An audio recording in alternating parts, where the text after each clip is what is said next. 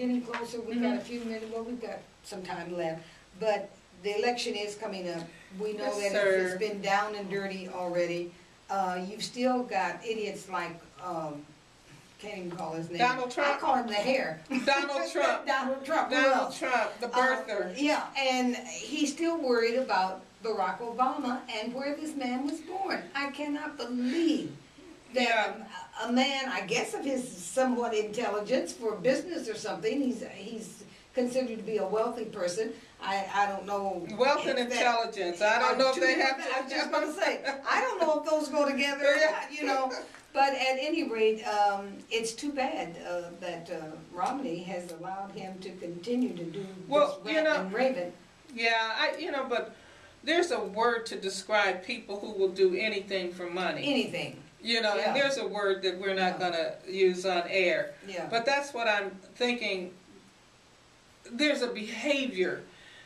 I want to say it so bad. I'll say it tomorrow. But there's a behavior, and I think Romney is really showing his true self. I mean, wherever the money is, that's where he's going to be.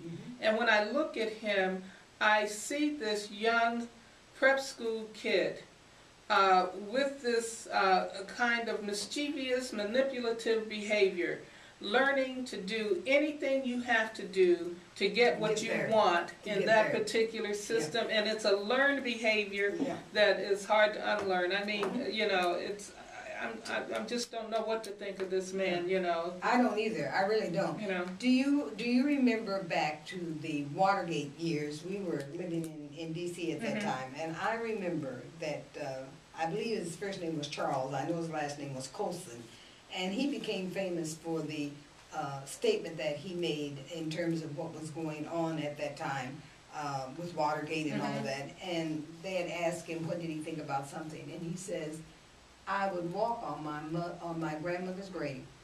And that went down into of who he was and where he was coming from.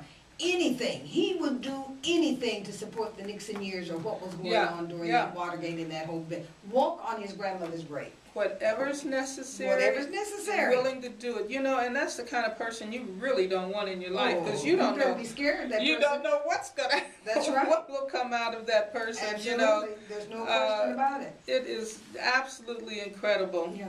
Well, you know, when we started out today, we were going to talk about education, because we need to talk about education. Every time this mic is open, we need to include education. It can't be a sometimes kind of thing. You know, we'll talk about it this week and we'll talk about it again next year.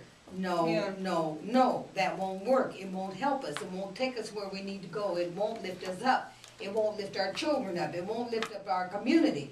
We have got to be on the road constantly. You've got to be out there. You can't take a vacation. You can't, because our kids are failing right before our eyes. And Dr. Clayton, I don't know whether it's because we know it and we don't want to know it, or we don't want to acknowledge it, because if we do, then that means we should be doing something about it. So as long as I can say, I really don't understand it, I really don't know what's going on, and you just go blithely along. You know, we can't do that. We can't afford it. I think it was during the Watergate years, so it was around that time that I was working in the state of Delaware.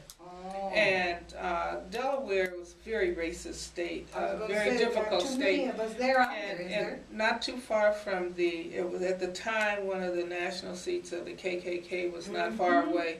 And I used to have to go across the Mason-Dixon line to get to work in Delaware. But what we had to do in Wilmington, Delaware, was to hold meetings with parents in the schools at night, in the evening, to review for them and inform them about curriculum issues, about disciplinary policies. We had to, there were two of us, we went to schools around the area to make sure that our parents were educated. I was in a place where parents would be more willing for their kids to drop out of school or to leave school and get a job, as opposed to stay in school and get some training after high school because they didn't understand the financial aid system that was available. Now, I know we have a lot of resources here, but it's that kind of effort that I think the community might be successful in pursuing, that we have soldiers and warriors that we can send out and become advocates for not just your kid, but other kids in the school. And I certainly hope my health holds up, because I look forward to doing more of that. I've gone with parents to meetings with school psychologists and principals because they may not feel comfortable asking the questions. I've prepared questions for parents to ask, you know, so that when they go in, it's just like going to a doctor, feeling comfortable in that environment. But I think that keeping education on the table is vital. I think that keeping the need to register to vote on the table is vital, and I think that voter education is vital. And those are three things that that will have to always be in our minds, I think, as we go forward, Lou. So you keep talking about education. Let's review. Let's make a task to review some of the programs that are working for our kids around the country. Let's just take a few minutes each time and say, okay, this is what the Harlem Zone, Children's Zone is about. This is what KIPP Academy is about. And the other piece that we want to deal with that you told me about was how we can understand poverty and how it interacts with education. Looking at a framework that has been used across the country, so that we can pick and choose maybe one thing that we may want to advocate. We can't change the whole system, but if we saw all of the problems, we could just all focus on this one and peck away, just peck away until we can see, and be a presence. And when the school board meets, making sure that we have some faces always at school board meetings, you know, and things of that nature, so that we don't disappear and put our heads in the sand, so that we're exposed on the other end. And so I'm putting a lot of things on the table here, but I'm willing to work on those things. Yeah, and that's the whole point. That's the whole point, is that we need to use every resource that we have. And I can tell you that KBBG is underutilized. There is no doubt in my mind. Why that is so, I'm not sure I have the answer to that, and don't want to spend a lot of time on that, because it won't get us anywhere.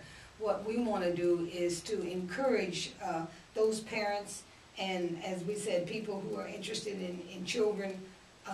We want to encourage those people to come forward, either to become active individually, or to join some group that's already formed, or to start another group. If it's going to be action-oriented in terms of our children and moving them forward, we're here, we're looking for that kind of thing. Also, I wanted to know, I'm springing this one on you right here. Yeah, you sure are. I think it would be great if there were people in our community who would take a half an hour, would host a FYI. We're looking for other people to come in. The station is here for everybody.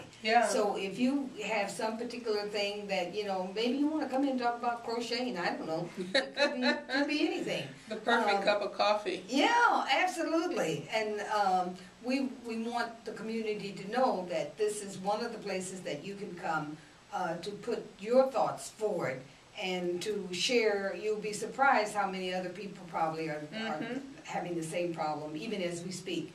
I know my name would go in the pot 2 or 3 times, so we can put those things together and see where we can go. Yeah, you opened the show with the fact that we all have concerns and problems. There are only so many human problems that exist in the world, and I think we all experience them.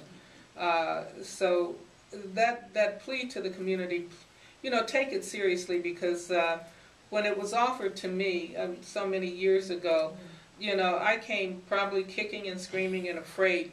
And now if you put the mic up, you know, I'm just going to talk. I probably talk more here than I do in my classes, you know. The thing about it, and there's nothing like being transparent, and because then you don't have to look behind you. You know, you don't have to look to see who's behind you, because you'll have people either by your side or leading the parade. It doesn't matter who leads it, as long as the people who are following are on the same page, and they're all going, you know, we know that our children are not where we want them to be. We know that we have a lot of dedicated and brilliant teachers in the system across the country, from one end of the country to the other.